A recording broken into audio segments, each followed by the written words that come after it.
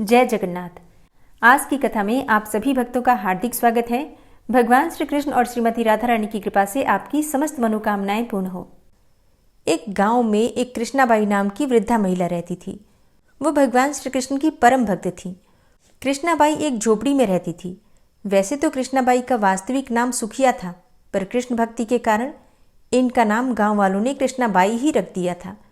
घर घर में झाड़ू पोछा, बर्तन साफ करना और खाना बनाना, यही इनका काम था। कृष्णाबाई प्रतिदिन अपने हाथों से फूलों की माला बनाकर दोनों समय श्री कृष्ण जी को पहनाती थी और घंटों कान्हा से बातें करती रहती थी। लेकिन गांव के लोग यही सोचा करते थे कि ये बुढ़िया तो पागल है।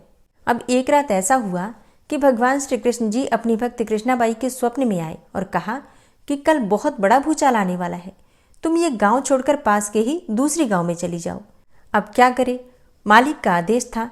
तो कृष्णाबाई ने अपना सारा सामान इकट्ठा करना शुरू किया और साथ ही सीधी सरल कृष्णाबाई ने गांव वालों को भी बताया कि कल सपने में कान्हा जी आए थे और मुझे कहा है कि कल बहुत प्रलय होगी, इसलिए तुम पास के गांव में चली जाओ। अब लोग कहाँ उस बूढ़ी पागल की बात मानने वाले थे। जो सुनता वही जोर जोर से ठहाके लगाता। इतने में बाई ने एक बैलगाड़ी मंगवाई और अपने कान्हा की प्रतिमा और सामान की एक गठरी बांधकर गाड़ी में बैठ गई। लोग उसकी मूर्खता पर हंसते रहे। बाई जाने लगी। बिल्कुल अपने गांव की सीमा पार करके अगले गांव में प्रवेश करने ही वाली थी कि उसे कृष्ण की आवाज आई, अरे पगली, जा अपनी झोपड़ी में से वो सुई तो ले आ जिससे तू माला बनाकर मुझे पहनाती है।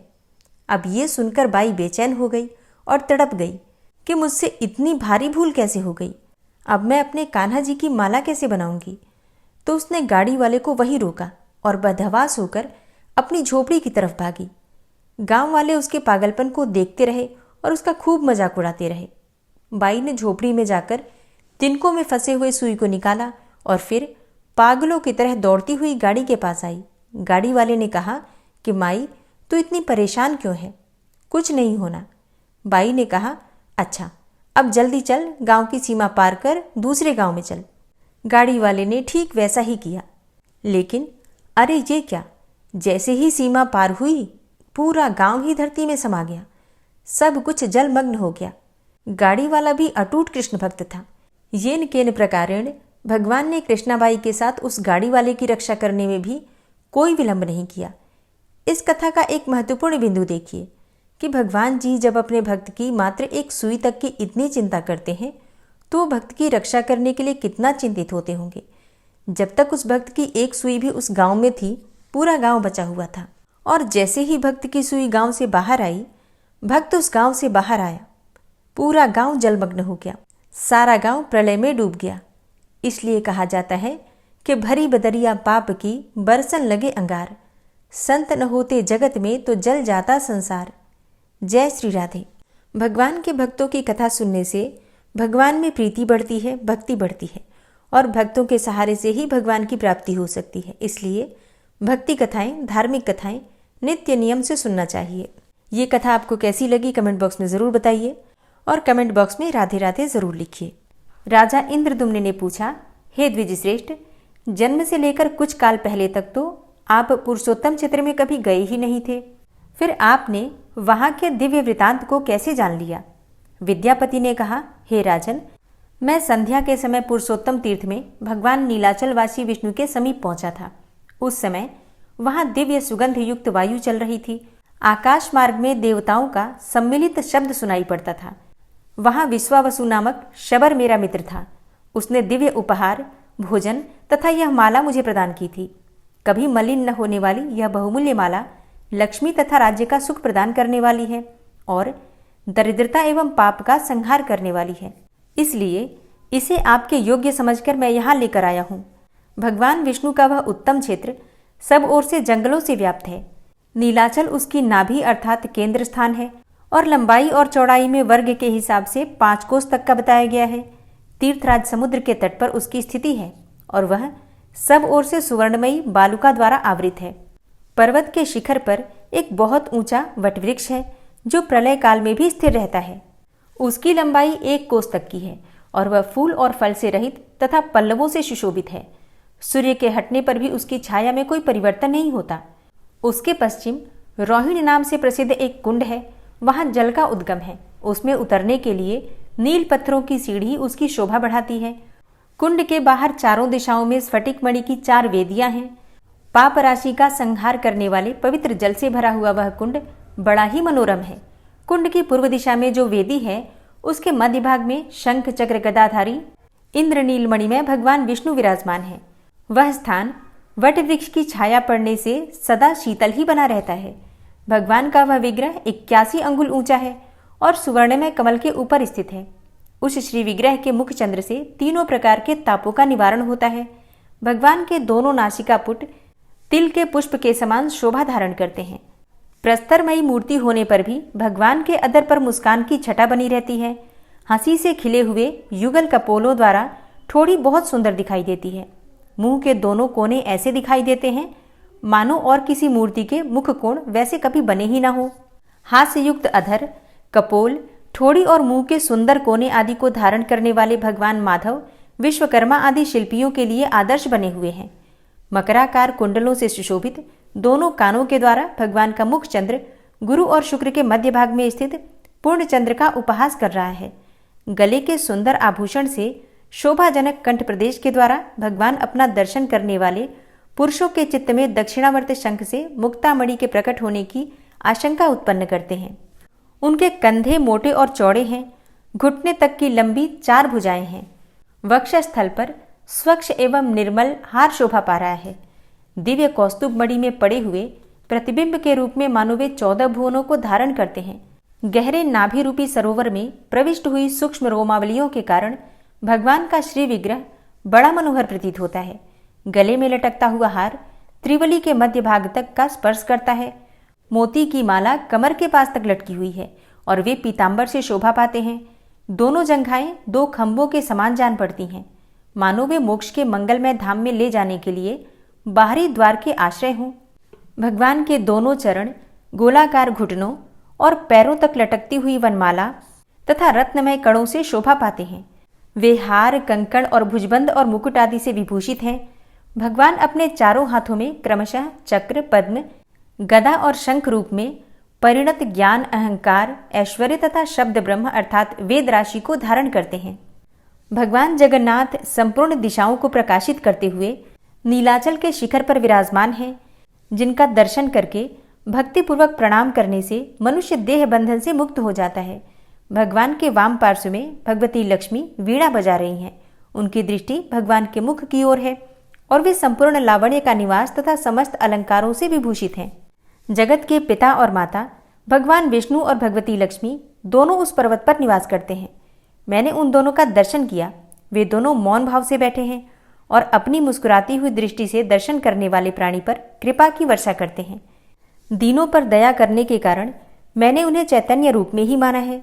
उनके पीछे अपने फणों का छत्र लगाए भगवान शेषनाग खड़े हैं और आगे सुदर्शन चक्र को दिव्य शरीर धारण करके खड़े हुए देखा है। सुदर्शन के पीछे गरुड़ जी हाथ जोड़े खड़े हैं। इस प्रकार अद्भुत रूप धारण करने वाले साक्षात लक्ष्मीपति भगवान विष्णु का दर्शन करके मेरा मन बार बार उन्हीं की ओर दौड़ रहा है, मानो कोई इसे रस्सियों में बांधकर अपनी ओर खींच रहा हो। तीर्थ स्थान, तप, दान, देव यज्ञ और व्रतों के द्वारा भी कोई वैसे दिव्य रूप में भगवान का दर्शन नहीं कर सकता। जो लोग निर्मल आकाश की भांति प्रतीत होने वाले पुरुषोत्तम तीर्थ निवासी नील विग्रह भगवान विष्णु का ध्यान करते हैं, वे सब प्रकार के बंधनों से रहित होकर भगवान विष्णु के धाम में प्रवेश करते हैं। जिसने नीलाचल नाथ भगवान का दर्शन कर लिया, वही दानी, वही यज्ञकर्ता, वही सत्यवादी, वही धर्मात्मा तथा वही संपूर्ण गुणों से श्रेष्ठ और समस्त जगत में महान है। हे राजन, वहाँ जगदीश्वर माधव के जो सेवक हैं, उन्हीं से मैंने भगवान के इस महात्म का परिचय प्राप्त किया है। वहाँ आदि सृष्टि की परंपरा से चला आता हुआ पुरातन एवं सुप्रसिद्ध आख्यान सुनकर मैं यहाँ आया हूँ। हे महाराज, आपकी ही आज्ञा से श्री पुरुषोत्तम क्षेत्र का दर्शन करके वहाँ का सब वृतांत आपसे निवेदन किया है। अब आपकी जैसी इच्छा हो वैसा करें। राजा इंद्रदुम्न बोले, हे भगवान, आपका वचन मेरे लिए सर्वथा विश्वसनीय है। आपके मुख से भगवान के पापाहारी स्वरूप का वर्णन सुनकर तथा दिव्य प्रसादमाला का संयोग पाकर मैं तो कृतकृत्य हो गया। अनेकों जन्मों में उपार्जित मेरी समस्त पाप राशि आज नष्ट हो गई। अब मैं भगवान लक्ष्मीपति के दर्शन का अधिकारी हो गया। सर्वतोभावेन वहाँ की यात्रा करूँगा और इस राज्य एवं बढ़ी हुई समृद्धि के द्वारा पुरुषोत्तम तीर्थ में निवास स्थान, नगर और दुर्ग बनवाऊंगा। भगवान विष्णु की प्रीति के लिए 100 अश्वमेध यज्ञों का अनुष्ठान करूंगा और प्रतिदिन सैकड़ों उपचारों से श्रीनाथ जी का पूजा करूंगा। व्रत, उपवास और नियमों द्वारा जगत गुरु भगवान को प्रसन्न करूंगा, जिससे वे मुझ संतप्त प्राणी को अपने वचनामृत से अभिषिक्त करेंगे। भगवान नारायण दीनों पर अनुग्रह करने वाले हैं। इस प्रकार राजा इंद्रद्युम्न श्रद्धा और भक्ति से भगवान जगदीश्वर की स्तुति कर रहे थे। इतने में ही संपूर्ण भुवनों को देखने की उत्सुकता रखने वाले देवर्षि नारद जी वहां आ पहुंचे। विष्णु भक्तों में श्रेष्ठ ब्रह्मपुत्र नारद जी को आते देखकर राजा सहसा उठकर खड़े हो गए और पाद्य, अर्घ्य एवं आचमनीय निवेदन करके उन्हें उत्तम आसन पर बिठाकर प्रणाम पूर्वक हाथ जोड़कर बोले, आज मेरे संपूर्ण यज्ञ, दान, स्वाध्याय और तप सफल हो गए, क्योंकि मेरे घर पर ब्रह्मा जी के द्वितीय स्वरूप देवर्षि नारद कृपा पूर्वक पधारे हैं। हे मुने, आपने यहाँ तक आने की कृपा की। इतने से ही यद्यपि मैं कृतार्थ हो गया हूँ, तथापि आपकी प्रसन्नता के लिए आपकी क्या सेवा करूँ, आपकी किस आज्ञा का पालन करूँ, कौन सा प्रयोजन लेकर आपने मेरे इस घर को पवित्र किया है। भक्ति और विनय से सनी हुई राजा की यह कोमल वाणी सुनकर नारद जी ने मुस्कुराते हुए कहा, हे नृपश्रेष्ठ, तुम्हारे निर्मल गुणों से ब्रह्मा आदि संपूर्ण देवता, सिद्ध और मुनि अत्यंत प्रसन्न हैं। तुमने बहुत अच्छा निश्चय किया। हजारों जन्मों के अभ्यास से नीलाचल गुहा निवासी भगवान माधव में भक्ति होती है। परम बुद्धिमान ब्रह्मा जी ने उन्हीं भगवान जगदीश्वर की आराधना करके इस सृष्टि का निर्माण किया और पितामह की पदवी पाई है। तुम भी उन्हीं के वंश से उत्पन्न हुए हो, अतः भगवान के प्रति तुम्हारी ऐसी भक्ति होना उचित ही है। पग पग पर दुख और संकटों से व्याप्त इस संसार रूपी वन में भटकते हुए मनुष्यों के लिए एकमात्र भगवान विष्णु की भक्ति ही सुख देने वाली है। यह संसार एक समुद्र है जहाँ कोई भी सहारा देने वाला नहीं है। सुख दुख आदि द्वंद्वों की प्रचंड आंधी से इसमें सदा तूफान आता रहता है। इस कारण यह अत्यंत दुस्तर है। इस भवसागर में डूबे हुए मनुष्यों के लिए भगवान विष्णु की भक्ति ही नौका मानी गई है। एकमात्र माता भगवती और विष्णु भक्ति का आश्रय लेकर संतुष्ट रहने वाले साधु पुरुष कभी शोक नहीं करते। हे राजन, देहधारियों की जो बड़ी भारी पाप राशि है वह विष्णु भक्ति रूपी महान दावानल में पतंगों की भांति जल जाती है। प्रयाग और गंगा आदि तीर्थ, तपस्या, श्रेष्ठ अश्वमेध यज्ञ, महान दान, व्रत, उपवास और नियम, इन सबका सहस्त्रों बार सेवन किया जाए और इनके पुण्य समूह को कोटि कोटि गुना करके एकत्र किया जाए तो भी वह विष्णु भक्ति के 1000वें अंश के बराबर भी नहीं बताया गया है। नारद जी के बताए हुए विष्णु भक्ति महात्म्य को सुनकर राजा इंद्रद्युम्न के मन में विष्णु भक्ति का स्वरूप जानने की इच्छा हुई। अतः उन्होंने पूछा, हे भगवान, भक्ति का स्वरूप क्या है, उसके लक्षण का वर्णन कीजिए। नारद जी ने कहा, हे राजन, सावधान होकर सुनो। मैं भगवान विष्णु की सनातन भक्ति का सामान्य और विशेष रूप से वर्णन करता हूँ। जय जगन्नाथ। नारद जी ने भक्ति के क्या लक्षण बताए हैं, ये सारा वृतांत आप कल की कथा में सुनेंगे। श्री राधा कृपा कटाक्ष स्तोत्र। मुनीन्द्र वृंद वंदिते त्रिलोक शोक हारिणी प्रसन्न वक्त्र पंकजे निकुंज भूविलासिनी व्रजेन्द्र भानुनंदिनी व्रजेन्द्र सूनु संगते कदा करिष्यसि हमां कृपा कटाक्ष भाजनम्। अशोक वृक्ष वल्लरी वितान मंडपस्थिते प्रवाल बाल पल्लव प्रभारुणांध्रि कोमले वराभय स्फुरत्करे प्रभूत संपदालये कदा करिष्यसि हमां कृपा कटाक्ष भाजनम्।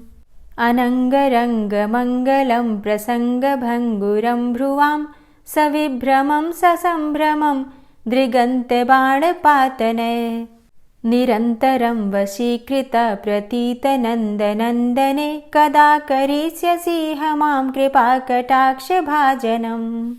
तडित्सुवर्ण चंपक प्रदीप्त गौर विग्रहे मुख प्रभा परास्त कोटि सारदेन्दु मंडले विचित्र चित्र संचर चकोर शावलोचने कदा करिष्यसि हमां कृपा कटाक्ष भाजनम्।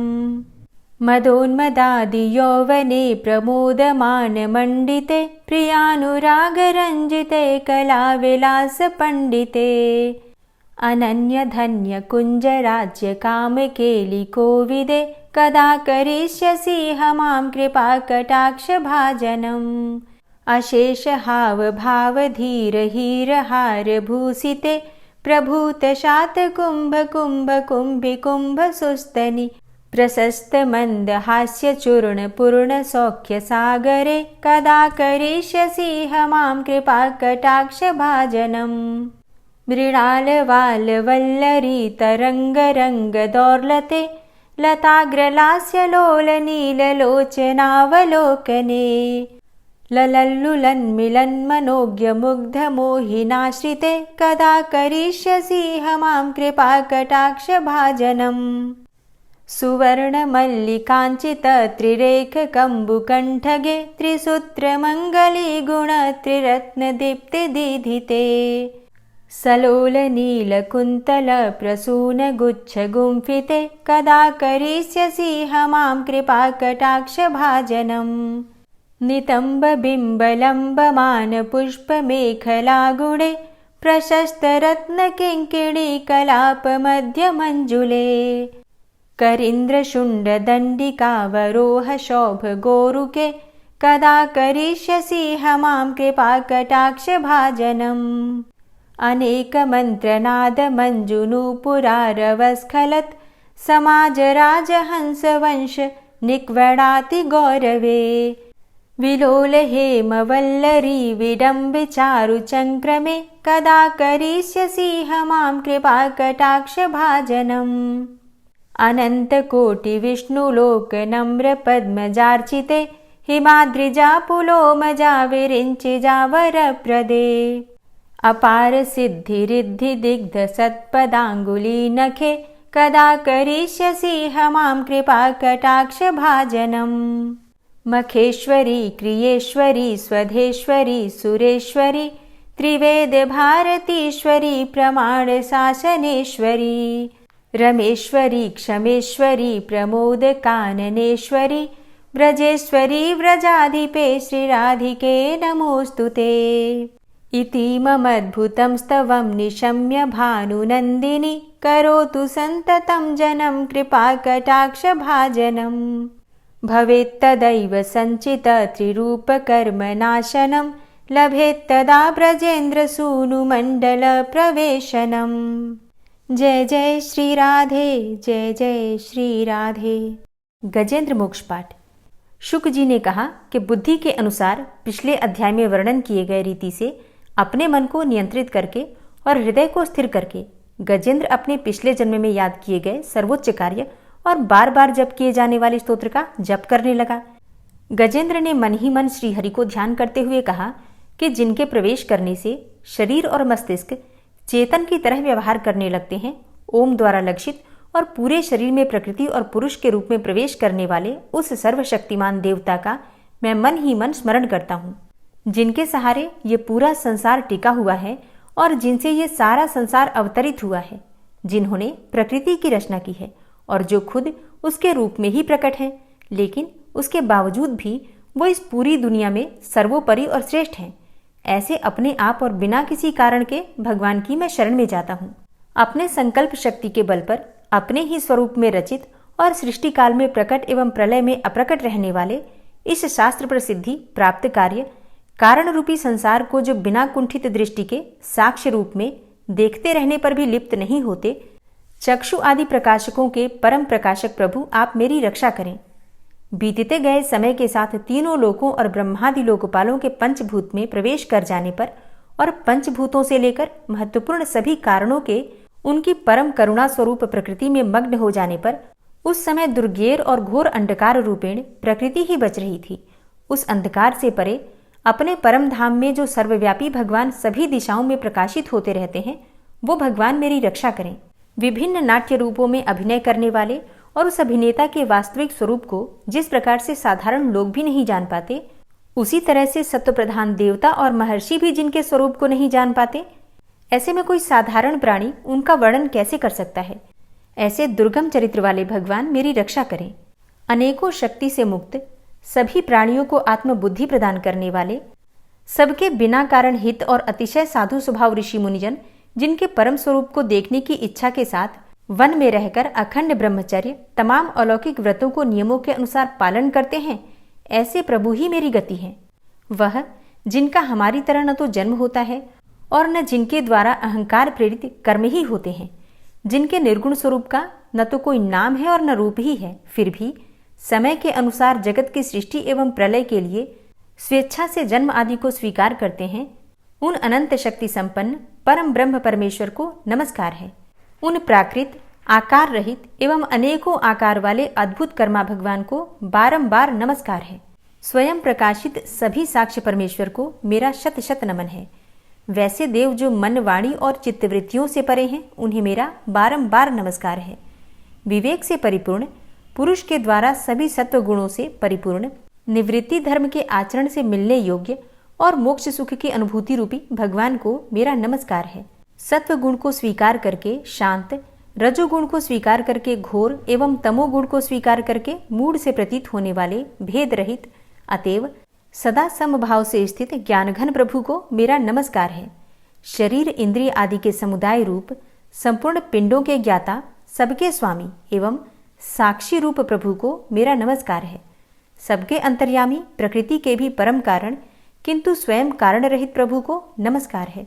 संपूर्ण इंद्रियों एवं उनके विषयों के ज्ञाता, समस्त प्रतीतियों के कारण रूप संपूर्ण जड़ प्रपंच एवं सबकी मूलभूता अविद्या के द्वारा सूचित होने वाले तथा संपूर्ण विषयों में अविद्या रूप से भासने वाले प्रभु को मेरा नमस्कार है। सबके कारण किंतु स्वयं कारण रहित तथा कारण होने पर भी परिणाम रहित होने के कारण अन्य कारणों से विलक्षण कारण आपको बारंबार नमस्कार है। संपूर्ण वेदों एवं शास्त्रों के परम तात्पर्य, मोक्ष रूप एवं श्रेष्ठ पुरुषों की परम गति भगवान को नमस्कार है। जो त्रिगुण रूप काष्ठों में छिपे हुए ज्ञान रूप अग्नि है, उक्त गुणों में हलचल होने पर जिनके मन में सृष्टि रचने की बाह्य वृत्ति जागृत हो उठती है तथा आत्मतत्व की भावना के द्वारा विधि निषेध रूप शास्त्र से ऊपर उठे हुए ज्ञानी महात्माओं में जो स्वयं प्रकाशित हो रहे हैं, उन प्रभु को मैं नमस्कार करता हूँ। मुझ जैसे शरणागत पशु तुल्य अर्थात अविद्याग्रस्त जीवों की अविद्या रूप फांसी को सदा के लिए पूर्ण रूप से काट देने वाले अत्यधिक दयालु एवं दया करने में भी कभी आलस्य न करने वाले नित्य मुक्त प्रभु को नमस्कार है। अपने अंश से संपूर्ण जीवों के मन में अंतर्यामी रूप से प्रकट होने वाले सर्वनियंता अनंत परमात्मा आपको नमस्कार है। शरीर, पुत्र, मित्र, घर, संपत्ति एवं कुटुंबियों में आसक्त लोगों के द्वारा कठिनता से प्राप्त होने वाले तथा मुक्त पुरुषों के द्वारा अपने हृदय में निरंतर चिंतित ज्ञान स्वरूप सर्वसमर्थ भगवान को नमस्कार है। जिन्हें धर्म, अभिलाषित भोग, धन तथा मोक्ष की कामना से भजने वाले लोग अपनी मनचाही गति पा लेते हैं, अपितु जो उन्हें अन्य प्रकार के अयाचित भोग एवं अविनाशी पार्षद शरीर भी देते हैं, वे अतिशय दयालु प्रभु मुझे इस विपत्ति से सदा के लिए उबार लें। जिनके अनन्य भक्त जो वस्तुतः एकमात्र उन भगवान के ही शरण हैं, धर्म, अर्थ आदि किसी भी पदार्थ को नहीं चाहते, अपितु उन्हीं के परम मंगलमय एवं अत्यंत विलक्षण चरित्रों का गान करते हुए आनंद के समुद्र में गोते लगाते रहते हैं, उन अविनाशी, सर्वव्यापक, सर्वश्रेष्ठ ब्रह्मादि के भी नियामक, अभक्तों के लिए प्रकट होने पर भी भक्ति योग द्वारा प्राप्त करने योग्य, अत्यंत निकट होने पर भी माया के आवरण के कारण अत्यंत दूर प्रतीत होने वाले, इंद्रियों के द्वारा अगम्य तथा अत्यंत दुर्विज्ञेय, अंत रहित किंतु सबके आदि कारण एवं सब ओर से परिपूर्ण उन भगवान की मैं स्तुति करता हूँ। ब्रह्मा आदि समस्त देवता, चारों वेद तथा संपूर्ण चराचर जीव नाम और आवृत्ति भेद से जिनके अत्यंत क्षुद्र अंश के द्वारा रचे गए हैं, जिस प्रकार प्रज्वलित अग्नि से लपटे तथा सूर्य से किरणें बार बार निकलती हैं और पुनः अपने कारण में ही लीन हो जाती हैं, उसी प्रकार बुद्धि, मन, इंद्रिय और नाना योनियों के शरीर, यह गुणमय प्रपंच जिन स्वयं प्रकाश परमात्मा से प्रकट होता है और पुनः उन्हीं में लीन हो जाता है, वे भगवान न तो देवता हैं और न असुर, न मनुष्य हैं न तिर्यक अर्थात मनुष्य से नीची, पशु, पक्षी आदि किसी भी योनि के प्राणी हैं, न वे स्त्री हैं और न पुरुष हैं और ना ही नपुंसक हैं, न वे ऐसे कोई जीव हैं जिनका इन तीनों ही श्रेणियों में समावेश हो सके, न वे गुण हैं, न कर्म है, न कार्य है और न तो कारण ही है। सबका निषेध हो जाने पर जो कुछ बच रहता है वही उनका स्वरूप है और वे ही सब कुछ हैं। ऐसे भगवान मेरे उद्धार के लिए आविर्भूत हों। मैं इस ग्राह के चंगुल से छूटकर जीवित नहीं रहना चाहता, क्योंकि भीतर और बाहर सब ओर से अज्ञान से ढके हुए इस हाथी के शरीर से मुझे क्या लेना है। मैं तो आत्मा के प्रकाश को ढक देने वाले उस अज्ञान की निवृत्ति चाहता हूँ, जिसका कालक्रम से अपने आप नाश नहीं होता, अपितु भगवान की दया से अथवा ज्ञान के उदय से ही होता है। इस प्रकार मोक्ष का अभिलाषी मैं विश्व के रचयिता, स्वयं विश्व के रूप में प्रकट तथा विश्व से सर्वथा परे, विश्व को खिलौना बनाकर खेलने वाले, विश्व में आत्मरूप से व्याप्त, अजन्मा, सर्वव्यापक एवं प्राप्य वस्तुओं में सर्वश्रेष्ठ भी भगवान को केवल प्रणाम ही करता हूँ, उनकी शरण में हूँ। जिन्होंने भगवत भक्ति रूप योग के द्वारा कर्मों को जला डाला है, वे योगी लोग उसी योग के द्वारा शुद्ध किए हुए अपने हृदय में जिन्हें प्रकट हुआ देखते हैं, उन योगेश्वर भगवान को मैं नमस्कार करता हूँ, जिनकी त्रिगुणात्मक अर्थात सत्व रज तम रूप शक्तियों का राग रूप वेग असह्य है, जो संपूर्ण इंद्रियों के विषय रूप में प्रतीत हो रहे हैं, तथापि जिनकी इंद्रियां विषयों में ही रची पची रहती हैं, ऐसे लोगों को जिनका मार्ग भी मिलना असंभव है, उन शरणागत रक्षक एवं अपार शक्तिशाली आपको बार बार नमस्कार है। जिनकी अविद्या नामक शक्ति के कार्यरूप अहंकार से ढके हुए अपने स्वरूप को यह जीव जान नहीं पाता, उन अपार महिमा वाले भगवान की मैं शरण में आया हूँ। जिसने पूर्वोक्त प्रकार से भगवान के भेद रहित निराकार स्वरूप का वर्णन किया था, उस गजराज के समीप जब ब्रह्मा आदि कोई भी देवता नहीं आए, जो भिन्न भिन्न प्रकार के विशिष्ट विग्रहों को ही अपना स्वरूप मानते हैं, तब साक्षात श्रीहरि, जो सबके आत्मा होने के कारण सर्वदेव स्वरूप हैं, वहां प्रकट हो गए। गजराज को उस प्रकार से दुखी देखकर तथा उसके द्वारा पड़ी हुई स्तुति को सुनकर सुदर्शन चक्रधारी जगदाधार भगवान इच्छानुरूप वेग वाले गरुड़ जी की पीठ पर सवार होकर स्तवन करते हुए देवताओं के साथ तत्काल उस स्थान पर पहुंच गए जहां पर वह हाथी था। सरोवर के भीतर महाबली ग्राह के द्वारा पकड़े जाकर दुखी हुए उस हाथी ने आकाश में गरुड़ की पीठ पर सवार चक्र उठाए भगवान श्री हरि को देखकर अपनी सूंड को, जिसमें उसने पूजा के लिए कमल का एक फूल ले रखा था, ऊपर उठाया और बड़ी ही कठिनाई से सर्वपूज्य भगवान नारायण आपको नमस्कार है, यह वाक्य कहा। उसे पीड़ित देखकर अजन्मा श्रीहरि एकाएक गरुड़ को छोड़कर नीचे झील पर उतर आए। वे दया से प्रेरित होकर ग्राह सहित उस गजराज को तत्काल झील से बाहर निकाल लाए और देवताओं के देखते ही देखते चक्र से मुंह चीरकर उसके चंगुल से हाथी को उबार लिया। गजेंद्र मोक्ष स्तोत्र संपूर्ण हुआ। और अब बड़े ही प्रेम से भक्ति भाव से जयकारा लगाइए भगवान श्री हरि विष्णु की जय। और अब आप सुनेंगे श्री तुलसी चालीसा। श्री तुलसी महारानी करु विनय सिरनाय, जो मम हो संकट विकट दीजे मात नशाय। नमो नमो तुलसी महारानी, महिमा अमित न जाए बखानी। दियो विष्णु तुमको सन्माना, जग में छायो सुयस महाना। विष्णु प्रिया जय जयति भवानी, तिहु लोक की हो सुख खानी। भगवत पूजा करे जो कोई, बिना तुम्हारे सफल न होई। जिन घर तव नहीं होय निवासा, उस घर कर ही विष्णु नहीं बासा। करे सदा जो तव नित सुमिरन, तेहि के काज होय सब पूरन। कार्तिक मास महात्म तुम्हारा, ताको जानत सब संसारा। तव पूजन जो करे कुंवारी, पावे सुंदर वर सुकुमारी। करे जो पूजा नित प्रति नारी, सुख संपत्ति से होय सुखारी। वृद्धा नारी करे जो पूजन, मिले भक्ति होवे पुलकित मन। श्रद्धा से पूजे जो कोई, भवनिधि से तर जावे सोई। कथा भागवत यज्ञ करावे, तुम बिन नहीं सफलता पावे। छायो तब प्रताप जग भारी, ध्यावत तुम्हि सकल चित धारी। तुम्ही मात यंत्रन तंत्रन में, सकल काज सिद्धि होवे क्षण में। औषधि रूप आप हो माता, सब जग में तव यश विख्याता। देव ऋषि मुनि और तपधारी, करत सदा तव जय जयकारी। वेद पुराणन तव यश गाया, महिमा अगम पार नहीं पाया। नमो नमो जय जय सुख कारणी, नमो नमो जय दुख निवारणी। नमो नमो सुख संपत्ति देनी, नमो नमो अघ काटन चेनी। नमो नमो भक्तन दुख हरणी, नमो नमो दुष्टन मद छेनी। नमो नमो भव पार उतारणी, नमो नमो परलोक सुधारणी। नमो नमो निज भक्त उबारणी, नमो नमो जन काज सवारणी। नमो नमो जय कुमति नशावनी, नमो नमो सब सुख उपजावनी। जयति जयति जय तुलसी माई, ध्याऊं तुमको शीश नवाई। निज जन जानि मोहि अपनाओ, बिगड़े कारज आप बनाओ। करूं विनय मैं मात तुम्हारी, पूर्ण आशा करहु हमारी। शरण चरण कर जोरी मनाऊं, निश दिन तेरे ही गुण गाऊं। करहु मात अब मोह पर दाया, निर्मल होए सकल मम काया। मांगू मातु यही बर दीजे, सकल मनोरथ पूर्ण कीजे। जानू नहीं कछु नेम आचारा, क्षमहु मातु अपराध हमारा। 12 मास करे जो पूजा, तासम जग में और नहीं दूजा।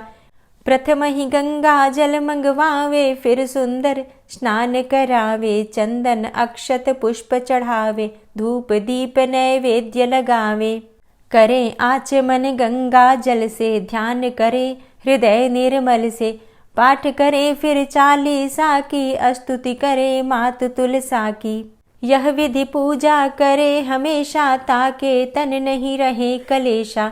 करे मास कार्तिक का साधन, सोवे नित पवित्र हुई जाहि। है यह कथा महासुखदाई, पढ़े सुने सो भव तर जाई।